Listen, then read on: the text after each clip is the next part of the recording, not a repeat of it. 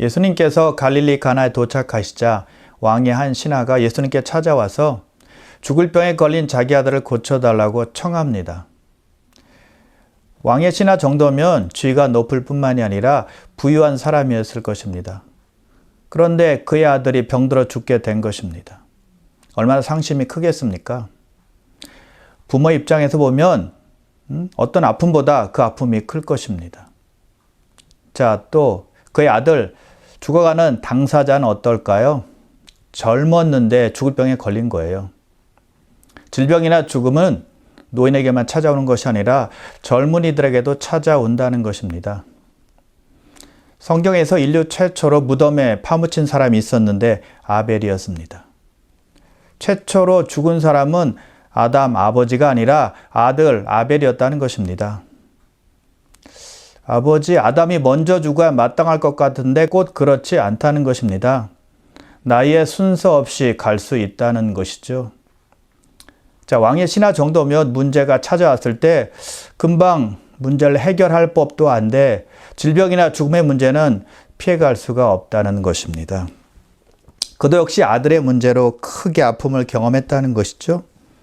그래서 문제도 없고 아픔도 없고 고민이 없는 사람은 아무도 없어요. 다 겪는 일이라는 것입니다. 그래서 우리 모두에게 필요한 분이 예수님이십니다. 모든 세대, 모든 시대에 필요한 분이 우리 예수 그리스도시라는 것이죠. 나이에 상관없이 영원한 나라를 준비해야 된다는 것입니다. 그런데 보면 젊은 사람들은 죽음 이후의 삶에 대해서 별로 생각하지 않습니다. 많은 시간이 남았다고 생각하는 것입니다. 영원한 나라에 대해서 걱정하기엔 아직 이르다라고 생각한다는 것이죠. 아주 위험한 태도입니다. 여러분, 우리 인생이 어떻게 될지 누가 알겠습니까? 아무도 모른다는 것입니다. 나이 든 사람만큼 젊은 사람들도 영원한 나라, 천국, 하나님의 나라에 대해서 준비해야 된다는 것이죠. 젊을 때 준비하면 낭비하는 시간을 많이 줄일 수가 있는 것입니다. 자, 왕의 신하의 아들은 죽을 지경에 이르게 되었습니다. 본문 47절에 보니까 거의 죽게 되었다라고 말씀하고 있죠. 아주 심각한 상태였다는 것입니다. 아무도 해결할 수 없는 상태였죠. 그래서 모든 가족이 절망에 빠지게 되었습니다. 자, 그런데 그럴 때 우리가 기억해야 될 것이 있습니다. 하나님은요, 많은 경우에 보면 그런 끔찍한 상황 속에서도 위대한 능력을 보여주실 때가 많이 있다는 것입니다. 바로 그때가 주님께서 그의 능력을 베풀어 줄 수 있는 좋은 때가 될 수 있다는 거예요. 우리 하나님은 종종 절망적인 순간이 될 때까지 기다리세요. 더 힘들고 더 어려운 상황이 되도록 그냥 두실 때가 있다는 거예요. 왠지 아십니까? 문제가 더 크고 더욱더 절망적일수록 그 문제를 해결할 능력은 하나님께 있구나라는 것을 인정하고 하나님께 찾아올 수 있기 때문입니다. 그러면 하나님은 크신 능력을 가지고 역사하셔서 크게 영광 받으신다는 것입니다. 죽은 나사로를 살리실 때 예수님께서 그렇게 하셨어요. 나사로의 누이들로부터 나사로가 죽을 병에 걸렸다는 소식을 예수님께서 듣게 되자 예수님께서는 어떻게 하셨나요? 사랑하는 나사로니까 금방 달려가서 살려주셨나요? 아니라는 것입니다. 있는 그곳에서 이틀을 더 유하시죠. 그리고 나사로가 죽자 그때 출발하십니다. 그리고 나사로의 무덤 앞에 가셔서 나사로야 일어나라 라고 말씀하시면서 나사로를 살려주신 것입니다. 자, 나사로가 언제 살았나요? 언제 문제 해결이 있게 되었는가요? 가장 절망적일 때, 가장 슬플 때, 가장 아플 때였다는 것입니다. 가장 큰 아픔과 슬픔에서 가장 큰 기쁨과 환희로 바꾸어 주신 것입니다. 그때 주님은 크게 영광을 받으셨다는 것입니다. 하나님은 종종 우리에게도 그렇게 역사하세요. 우리가 어떤 어려움이 있을 때 하나님께서 그냥 그대로 두실 때가 있는데 그 이유는 더 힘들고 더 어려울 때 우리를 구해주시기 위함이에요. 그때 우리는 하나님의 능력을 배울 수 있고 감사할 수 있게 되는 것입니다. 하나님은 우리에게 하나님이 어떤 분인지를 알려주시길 원하십니다. 우리가 하나님이 어떤 분인지 잘 알기를 원하신다는 거예요. 자, 그런데 우리는요, 작은 문제 가운데서는 잘 하나님을 깨닫지 못합니다. 하나님의 능력을 잘 이해하지 못해요. 인정하지 못한다는 것입니다. 왜냐하면 작은 문제들은 우리 스스로 해결하게 되거든요.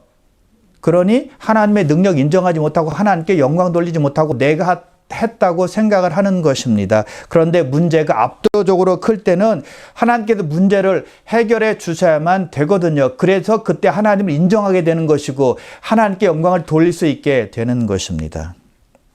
여러분, 우리는 기억해야만 합니다. 하나님은 인간을 통해서 영광 받길 원하신다는 것입니다. 그래서 성령은 우리를 창조하신 목적이 영광 받으시기 위해서 하나님께서 우리를 창조하셨다라고 말씀하고 있는 것이죠. 오늘 본문에서 아버지와 아들 모두가 큰 절망에 빠졌습니다. 그런데 그때가 예수님께서 역사하시는 시간이었고 하나님 아버지의 능력을 경험하는 시간이 되었다는 겁니다. 그래서 그들의 절망은 잠시 후에 큰 기쁨으로 바뀌는 것입니다. 그래서 아들의 아픔은 저주가 아니라 집안의 큰 축복이 된 것입니다. 여러분, 고난은 우리를 쓰러뜨리고 죽일 것 같지만 우리를 세울 수 있다는 사실을 우리는 기억해야만 하는 것입니다. 고난은 독처럼 보입니다. 고난은 쓰디 쓴 것처럼 보이지만 그것이 우리에게 가장 좋은 약이 될 수 있다는 것도 우리는 반드시 알아야 되는 것입니다. 시편 기자가 그것을 경험하고 나서 이렇게 고백을 해요. 시편 119편 71절인데요. 고난당한 것이 내게 유익이라 이로 말미암아 내가 주의 율례들을 배우게 되었나이다. 고난당하기 전에는 배우지 못하는 것들을 고난을 통과하면서 배우게 되었다는 것입니다.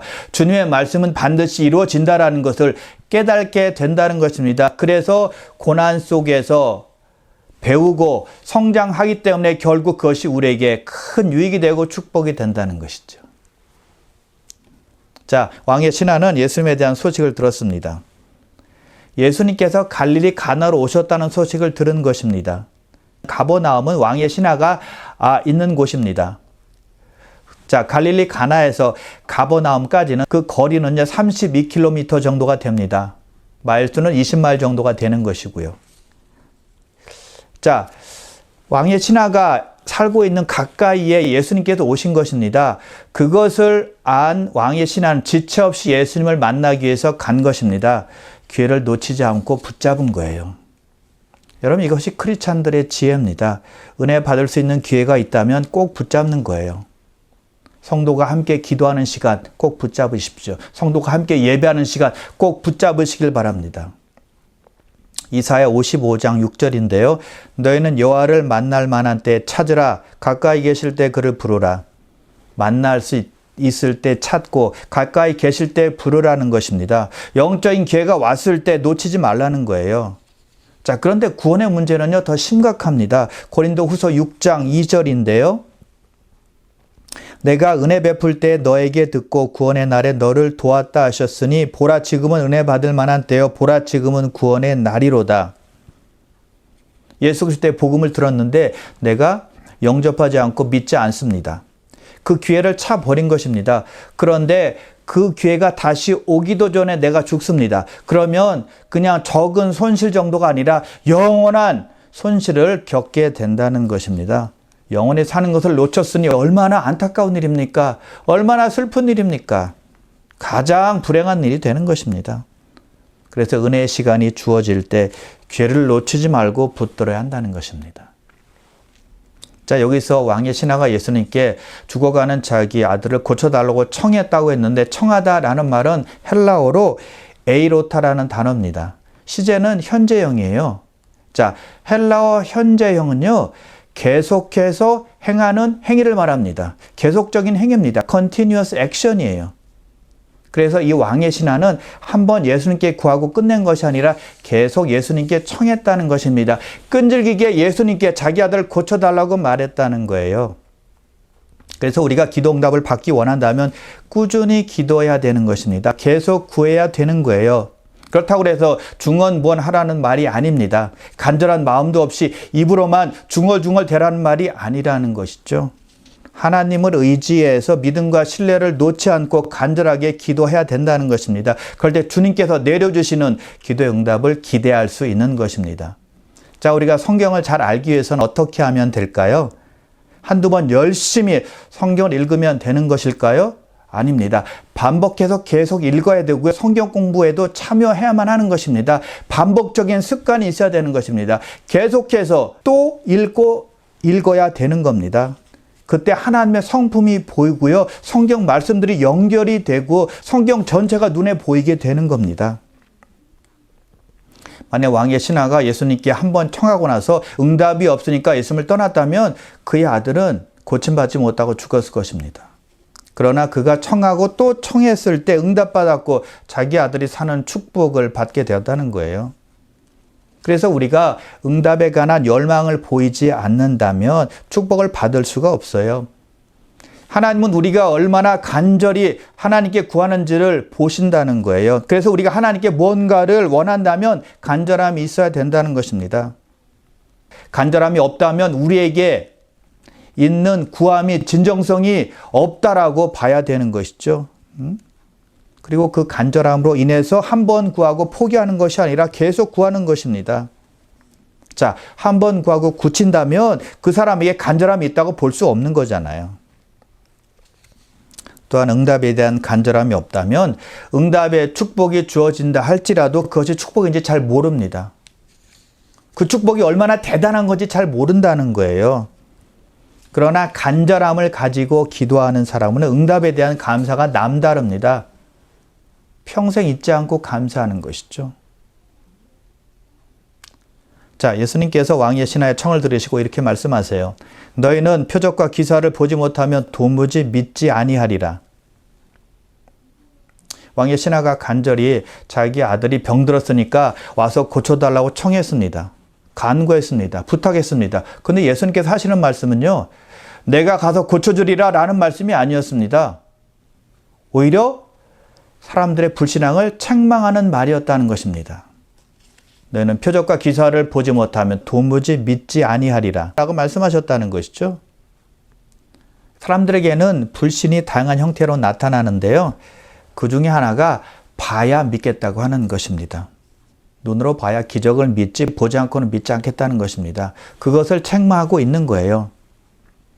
이것이 사람들 속에 숨어있는 불신 중에 하나입니다.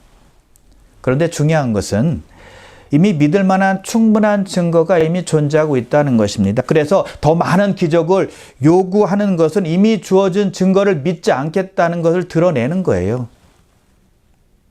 예수님께서 십자가에 달리셨을 때 사람들이 이렇게 예수님을 조롱했어요. 이스라엘의 왕 그리스도가 지금 십자가에서 내려와 우리가 보고 믿게 할지어다. 사람들은 예수님께서 십자가에서 내려오시면 믿겠다고 말합니다. 기적을 베풀면 믿겠다는 겁니다. 자, 그렇다면 예수님께서 기적을 베푸셔서 십자가에서 내려오셨어요. 그러면 사람들이 믿었을까요? 아니라는 것입니다. 다시 십자가에 못 박았을 거예요. 예수님은 이미 그들이 볼 수 있도록 많은 기적을 행했습니다. 근데 그들은 믿지 않았습니다. 아무리 기적을 행해도 믿지 않는 사람들이었다는 거예요. 그들의 요구에 딱 맞게 기적을 행할지라도 그들은 믿지 않게 될 것입니다. 왜 그런지 아십니까?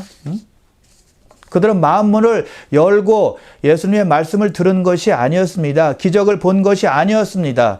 문을 닫고 예수님의 말씀을 보고 예수님의 기적을 보았기 때문에 아무리 기적을 행할지라도 잠시 놀랄 수는 있어도 예수님을 믿지는 않았다는 거예요. 만일 우리가 기적만을 동경하고 말씀을 등한시한다면 우리도 역시 그들과 다르지 않을 것입니다. 말씀보다 사람들의 흥미거리를 제공하는 데 신경 쓰고 멋진 볼거리를 제공해서 사람들을 이끄는 교회가 있다면 그런 교회는 불신앙의 교회입니다. 교회에 진정으로 필요한 것은 하나님의 말씀이기 때문입니다. 믿음은 눈에 보이는 어떠한 스펙타클한 것이 아니에요. 말씀이 기초가 되어야 진짜 믿음이라는 것입니다. 그래서 예수님께서는 사람들이 봐야 믿겠다라고 말하는 불신앙을 책망하신 것입니다. 너희는 표적과 기사를 보지 못하면 도무지 믿지 아니하리라 라고 말씀하신 것이죠. 자, 그리고 예수님께서 이렇게 말씀하신 이유는 다른 한편으로 보면 사람들의 믿음을 격려하기 위함이었습니다. 특별히 자기에게 찾아온 왕의 신하의 믿음을 독려하기 위함이었죠. 말씀을 붙들라는 뜻입니다. 예수님의 말씀만으로 충분하다는 것을 알려주시는 것입니다. 예수님의 말씀만 믿으라는 것이죠. 그런데 놀랍게도 예수님의 이 책망을 듣고는 이 왕의 신하는 예수의 말씀을 꽉 붙들게 됩니다. 말씀만 가지고 예수님을 믿게 되는 겁니다. 아직 왕의 신하는 치유를 보지 못했거든요. 치유에 대한 예수님의 말씀만 듣고 믿게 되는 거예요. 여러분, 이것이 믿음입니다. 보고 믿는 것이 아니라 예수님의 말씀을 듣고 믿는 것, 이것이 믿음이라는 것이죠. 왕의 신하는 표적과 기사를 보고 믿은 것이 아니라 예수님의 말씀만 듣고 믿었다는 겁니다. 그래서 놀라운 축복을 받게 되는 것이죠. 로마서 10장 17절인데요.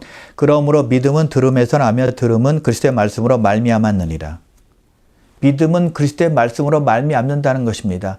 하나님의 말씀을 믿는 것이 믿음이라는 겁니다. 그런 믿음을 예수님께서 왕의 신하에게 촉구했고 왕의 신하는 그렇게 행하고 듣고 따른 것입니다. 순종했다는 거예요. 왕의 신하가 예수님의 말씀을 듣고는 다시 간구해요. 주여, 내 아이가 죽기 전에 내려오소서. 제 아이가 죽기 전에 내려오셔서 고쳐주옵소서라고 지금 말하고 있습니다. 결연함이 느껴집니다. 자, 왕의 신하는요, 시험을 받았는데 시험을 이겼어요. 자, 먼저 왕의 신하는 자기 아들이 죽어가는 모습을 보았습니다. 상황적인 시험을 만난 겁니다.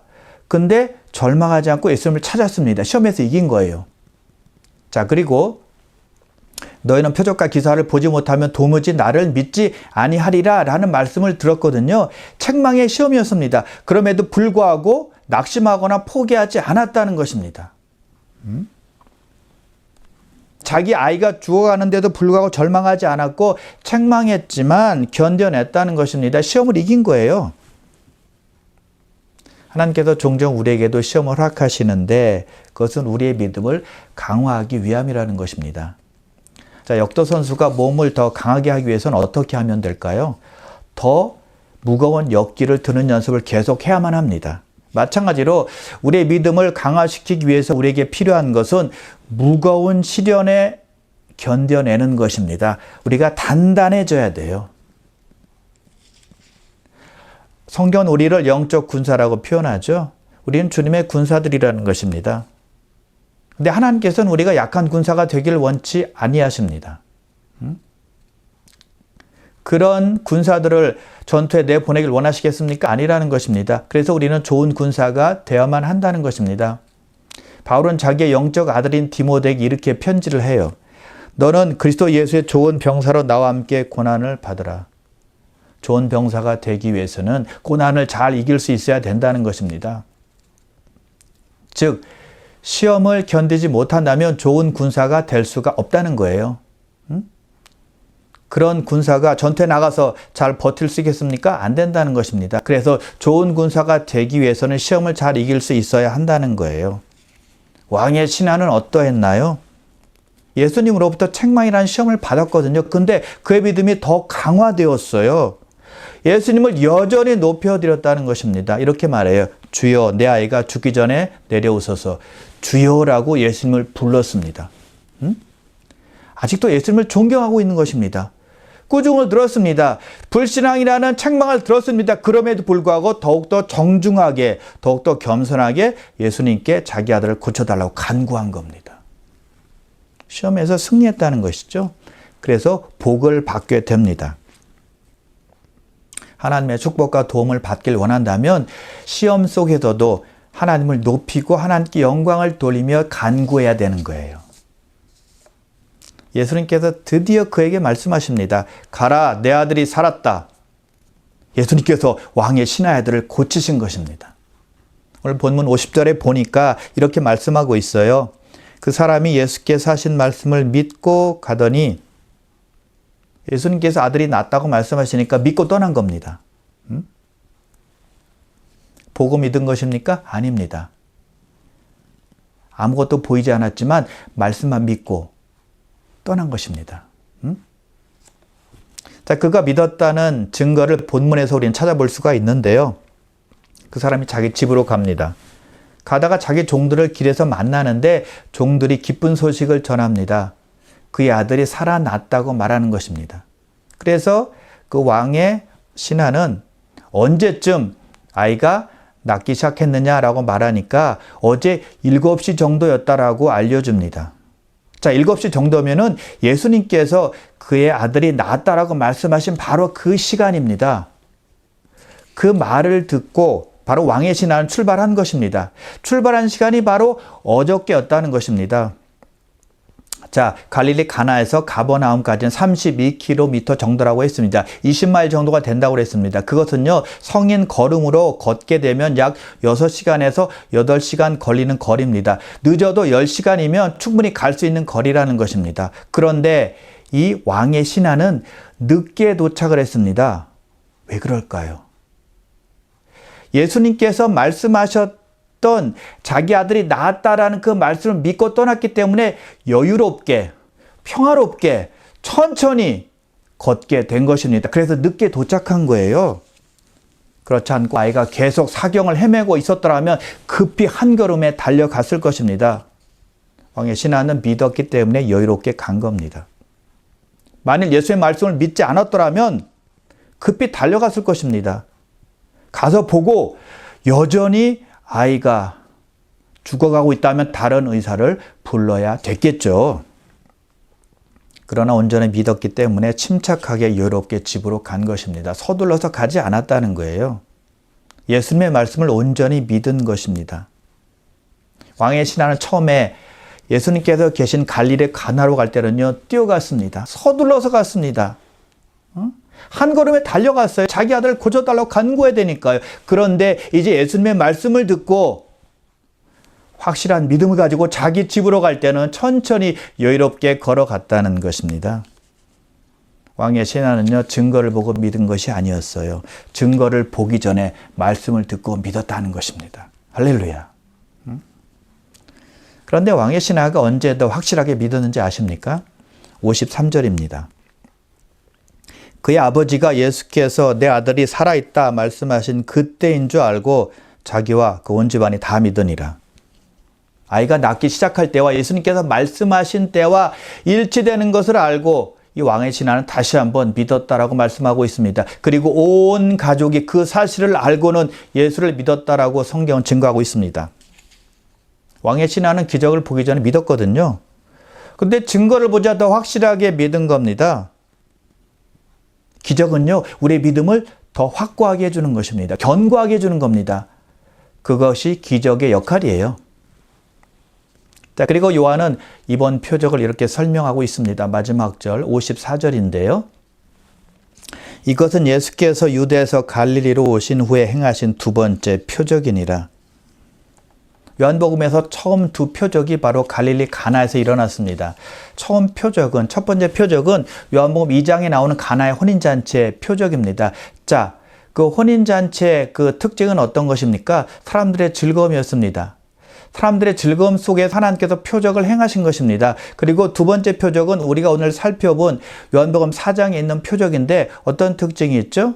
질병, 죽음, 어두움, 절망, 이런 특징이 있습니다. 그런 상황 속에서도 예수님께서 표적을 일으키셨다는 것입니다. 즉, 하나는 기쁨 속에서 또 하나는 절망 속에서 기적을 예수님께서 베푸셨다는 것입니다. 즉, 예수님은 어떠한 상황 속에서도 우리에게 기적을 베풀 수 있는 분이라는 것을 우리에게 보여주는 것입니다. 즉, 우리 예수님께서는 우리가 기뻐하는 자리에서도, 우리가 슬퍼하는 자리에서도 꼭 필요한 분이 된다는 것입니다. 즉 기쁠 때나 슬플 때나 늘 예수님과 함께 해야 된다는 겁니다. 여러분, 그러므로 언제 어디서나 우리의 삶의 주인 되신 예수님을 모셔드리시길 바랍니다. 자, 만약 왕의 신하가 예수님을 믿지 않았더라면 어떻게 되었을까요? 아들은 고침받지 못하고 죽었겠죠. 그리고 그의 가족들은 구원받지 못했을 것입니다. 그의 믿음 때문에 그의 아들이 살게 되었고 그의 가족들이 살게 되었다는 것입니다. 가족에게 있어서 가장 큰 축복은 가장의 믿음이라는 것이죠. 가장이 좀 지위가 약합니다. 사회적 지위가 별로 없어요. 그리고 돈도 많지 않습니다. 그럼에도 불구하고 믿음이 있다면 그의 가족에게 큰 축복을 안겨주는 사람이 된다는 거예요. 그런데 오히려 사회적으로 굉장히 지위가 높습니다. 돈도 많이 있습니다. 근데 그런 분들이 하나님을 모르기 때문에, 신앙이 없기 때문에 자기 가족을 저주에 빠뜨린 경우가 얼마나 많은지 모릅니다. 한 사람의 믿음이 이렇게 큰 영향을 주게 된다는 것이죠. 성경은 이렇게 말씀하고 있습니다. 주 예수를 믿으라. 그리하면 너와 내 집이 구원을 받으리라. 우리 한 사람 한 사람에게 가장 중요한 것은 주 예수를 믿는 믿음이라는 것입니다. 그 믿음을 통해서 가족을 주님께로 인도할 수 있기 때문이죠. 자, 왕의 신하는 자기 아들을 고치기 위해서 예수님께 달려갔습니다. 고쳐달라고, 내려오셔서 우리 아들을 고쳐주세요라고 간구했습니다. 참 잘한 것이죠.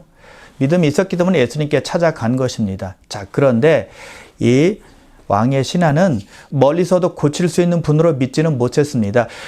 죽음 가운데서도 살리시는 그런 분으로 예수님을 믿지는 못했다는 것입니다. 이렇게 말을 했어요. 내려오셔서 내 아들의 병을 고쳐주옵소서.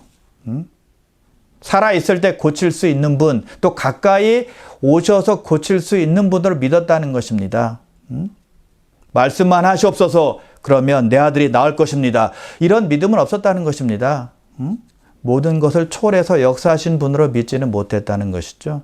그래서 그의 믿음은 온전한 믿음은 아니었다는 것입니다. 그런데 예수님과 대화를 통해서 예수님께서 말씀하시자 그 말씀을 붙들게 되죠. 내 아들이 살아있다라고 말씀하시자 그 말씀만 믿고 가나를 떠나서 자기 집 가버나움으로 출발했다는 것입니다. 믿음이 발전했습니다. 그리고 가다가 종들을 만나서 종들로부터 자기 아들이 나았다는 말을 듣자 다시 한번 예수님을 믿게 되었다고 성경은 말씀하고 있다는 것이죠. 여러분, 믿음은 그래서 성장할 수 있고 자라날 수 있고 발전할 수 있음을 우리에게 보여주는 것입니다. 그러므로 우리는요, 믿음으로 성장하는 것을 멈추면 안 되는 것입니다. 계속적으로 우리는 성숙해져야 된다는 것입니다. 성장해 나가야 된다는 것입니다.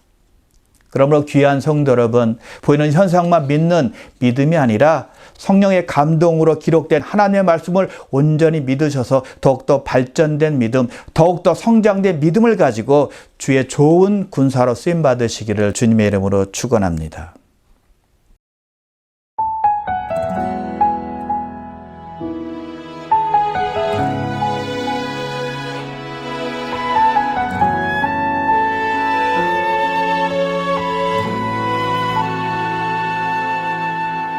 이 세상을 살아가는 동안에 나의 힘을 의지할 수 없으니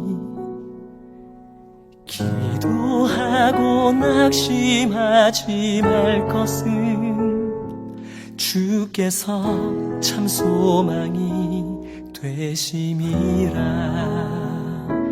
하나님의 꿈이 나의 비전이 되고 예수님의 성품이 나의 인격이 되고 성령님의 권능이 나의 능력이 되길 원하고 바라고 기도합니다.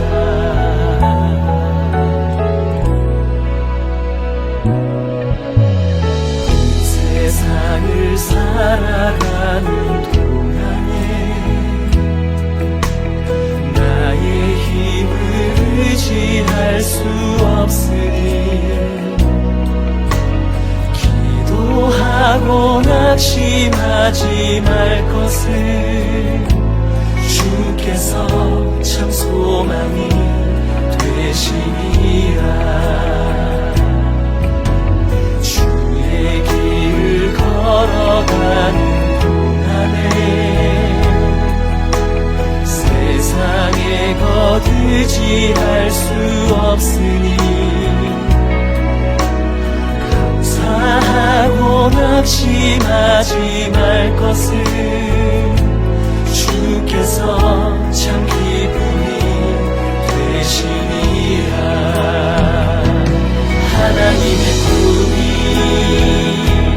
나의 비전이 되고 예수님의 성품이 나의 인격이 되고 성령님의 권능이 나의 능력이 되길 원하고 바라고 기도합니다.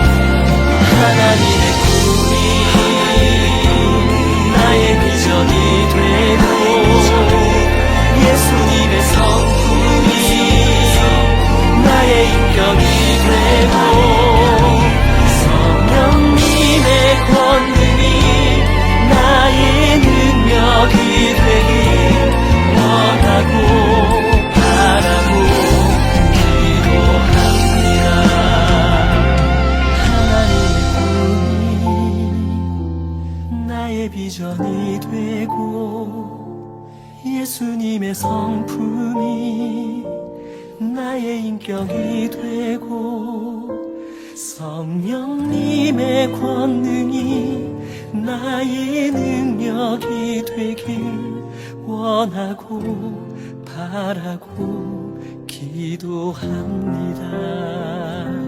하나님의 꿈이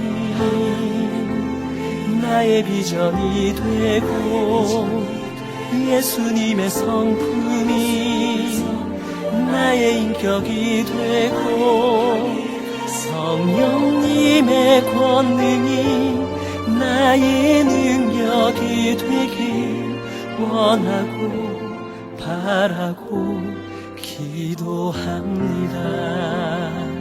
원하고 바라고 기도합니다. 원하고 바라고 기도합니다.